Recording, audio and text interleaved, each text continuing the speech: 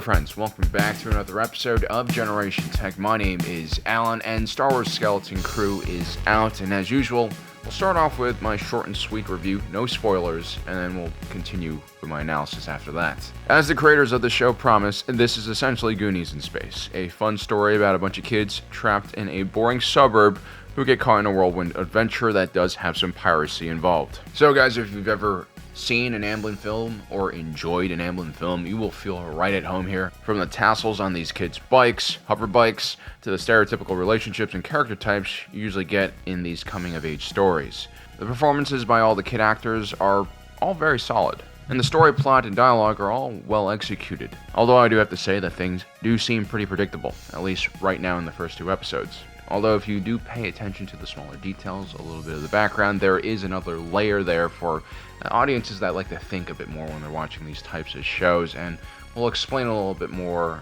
what I mean by that in the non-spoiler section of this video. There is action in the show, and it's pretty good, appropriate for the genre of piracy. And by that I mean it's surprisingly violent if you do have young children. I definitely don't recommend you watch this with them if you want them to be weak. Just kidding. I mean, this is Disney and Star Wars after all. How bad can it be? I feel like I shouldn't have to say this, but I'm going to say this anyway. This is a show that stars kids, and yes, there are some more adult themes and entertaining moments in the show for older audiences. It's not just primarily a dumb kids movie, but it's going to be lighthearted. You know, this isn't going to be Rogue One and Andor. There's not going to be, discussions about geopolitics or philosophy or starting a revolution. There will be children here, and they will act childish. Because this is a coming-of-age child adventure film with a side of danger and consequences.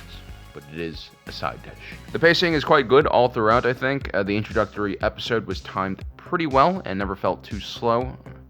I think oftentimes directors struggle with setting up their worlds and building up things.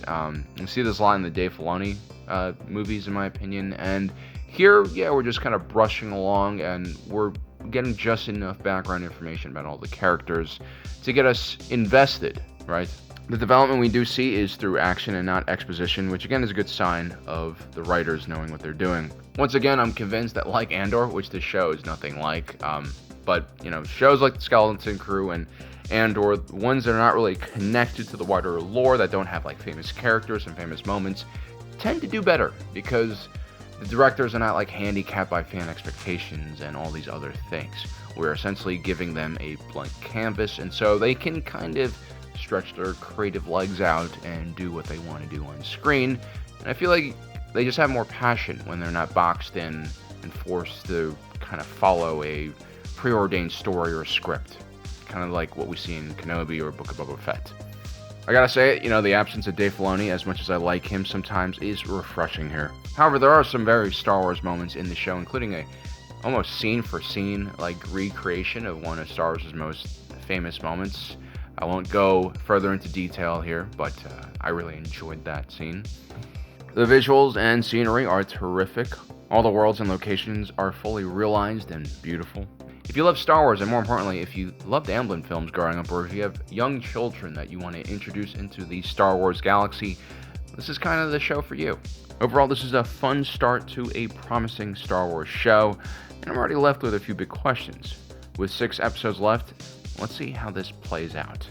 Now, I do have to say, personally, I think that the creators of the show are very important, whether a show succeeds or not, obviously, and I think Jon Watts and Christopher Ford are really solid creators, but they never really go the extra step to being great. That is my opinion, and if I'm going to go on a limb here, I mean, it's really too early to really say anything like this, but I feel like Skeleton Crew is going to be an above average show, but I don't know if it's going to have that same oomph that Stranger Things does. I think that is the gold standard for Goonies, Amblin, entertainment-like films. But anyway, on to spoilers now.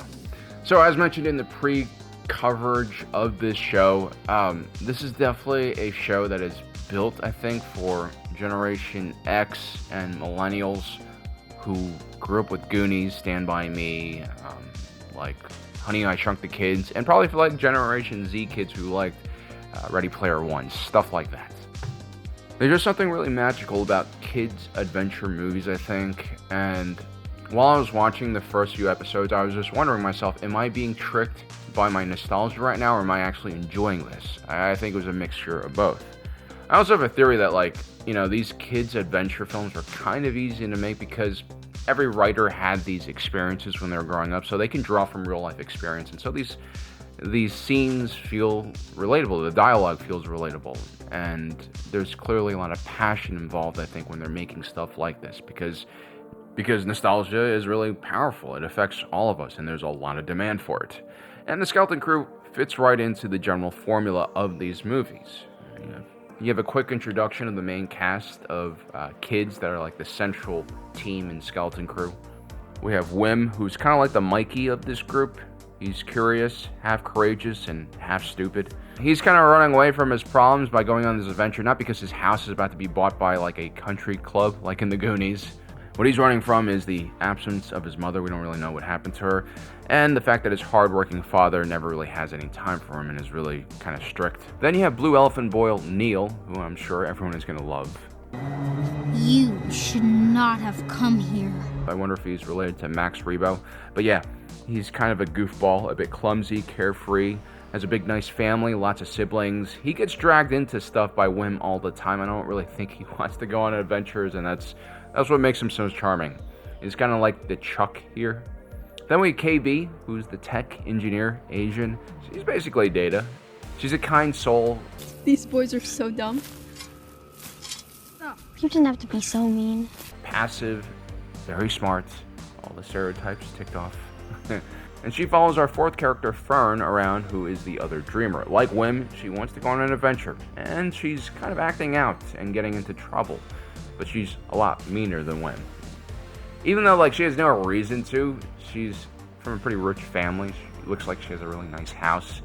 I mean, I guess her mom seems to be a bit overbearing. It's just typical suburban kids bullshit in a very upper-class utopian suburb. Or is it a utopia? But yeah, while a lot of these characters, I think if you've seen Amblin films, might be a little bit familiar, too stereotypical, the execution, again, of all of this is quick and good. I think it's well done. But I'm kind of glad they didn't stay in At-Aten, which is the planet they're on, for too long, because it is a boring suburb.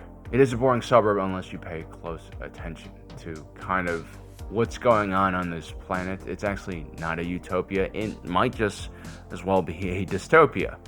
You guys know I love the background lore about the New Republic, which has replaced Empire. It's almost over the top in its kindness and cheerfulness, which of course makes me immediately think it's evil, and you definitely get that vibe in At-Aten. I kind of love this type of dystopia because you don't see it as much. And yeah, it seems like on both extremes of government, you ultimately end up with bad systems, and I think there's a lot of things about the New Republic that reminds me of the Empire. Let's just say that. A lot of similarities. I know, right? I think we should probably do a video about that pretty soon. Now, I gotta say, I really love that intro action scene in the show. I think it was well placed. It's the hook that gets you in, Netflix mode. A big punchy action scene, a boarding action, which in a lot of ways is just a pirate version of the opening scene for episode 4 when the Tantive 4 gets boarded. And it's brutal. I mean, the freighter crew is gonna all die, just like the rebels did in that one scene.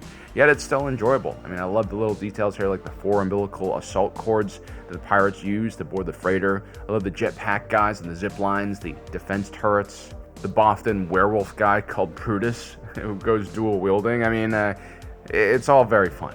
I feel like Disney borrowed a lot from their experience from Pirates of the Caribbean here, and also just like typical Star Wars cantina shootouts. And yeah, like it's not tactical shooting, guys. It's not going to be like that, but it's more just like classic Star Wars gunslinging fun.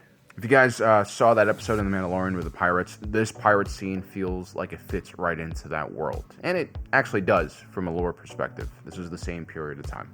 The pirate port of Borgo is incredibly beautiful. Hidden inside of an asteroid, I love the lighting, the haze in the docking area. I really like the little monkey guy who drives the ferry. I know one of the major criticisms about Star Wars films recently, especially with Andor, is just the lack of aliens. There are a lot of aliens here, and it's a lot of fun. And it makes sense because we're talking about pirates, and pirates are scum, aliens are scum.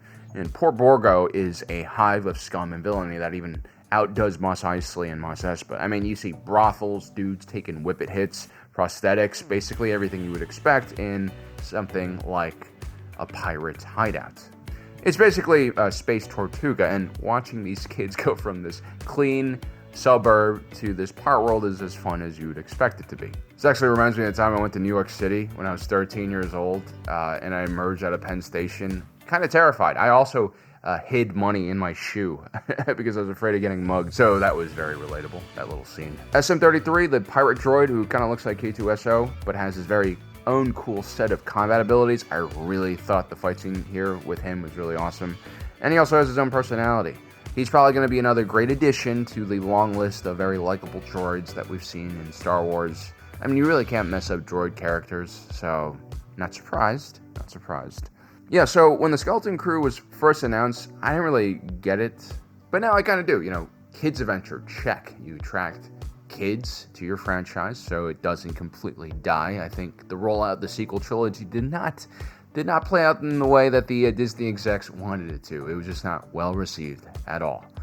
And then you have space pirates. I mean, how can you go wrong with a concept that's almost as fun as lightsaber duels? Everyone loves space pirates. And that's kind of the vibe that Skeleton Crew has. It is a fun movie. It's not going to be for everyone. Like, if you want something more serious, more methodical, you know, something for the thinking man or woman like Andor, this is not going to be it. And I think that's okay. You can skip this one. But there's also going to be people who are just out to hate everything. I think we all know, you know, what that's like being on the internet in 2024. And, like, we all love getting our shots in on the evil mouse and his monopoly over our future and that terrible company who runs with the overpriced theme parks. But, guys, don't make it your personality. You know, just let it go. I mean, when you reach the age when you start saying, back when I was a kid, or they used to make things like this, blah, blah, blah, blah, you're probably no longer the target audience for the thing you're complaining about. I mean, this show is clearly made for the next generation. I hope when my kid gets old enough, I'll watch this with her. I really will enjoy that. Hopefully, if this show turns out to be half as good as I think it can be. But yeah, guys, I can't stress this enough. If you don't like Star Wars, it's completely fine. I get it. But let the next generation have their fun. We all consumed tons of mindless garbage when we were kids. Yes, I know we think that the things we watched when we were kids were just better than everything else, but that's just nostalgia speaking. Every generation thinks the things that they grew up watching were great. That's why I think the prequels are great. But, like, you know, objectively, if you look at it from a film critiquing point of view, from a dialogue point of view, from just most points of view, it is just not, it's not like, you know, Gone with the Wind, all right? And that's okay. You know, nostalgia, our connection to movies matters a lot. And all I'm saying is just let the next generation also develop their own connections to mediocre or average films. But no, honestly, the internet sucks, and I hope Skeleton Crew doesn't suck. I definitely think it started out gooder than I expected. In the future episodes, I'm really excited to see how Jude Law's character plays out. I just love him as an actor in general, so I'm pretty sure he's going to be solid here. I also kind of know what his character is going to be like. I just have a feeling I know which direction they're going to go in. And this is kind of a problem with these Amblin Entertainment clones, which is what this kind of is. You know, let's be honest. A lot of these things are predictable. We've all been there. We've all seen it. The question is, will Watson Ford be able to do something different and actually give us the Star Wars we want and deserve? Not just something above average, but something like really great, which again in this genre would be Stranger Things. Something that is Andor level.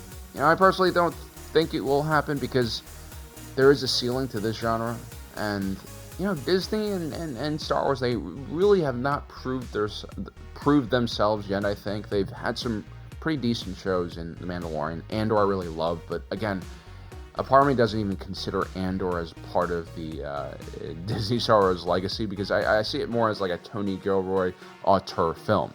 But then again, I think this is a good step in the right direction if they can continue this level of quality that we see in the first 2 episodes. Whether this show succeeds or not really depends on the character development of Wim and Fern, and how deep they can get with it, and how much heart they can give these characters, and also the mystery of At-Aten, their weird utopian dystopian world, which we'll make a video about later. I think there's a lot of intriguing things happening here.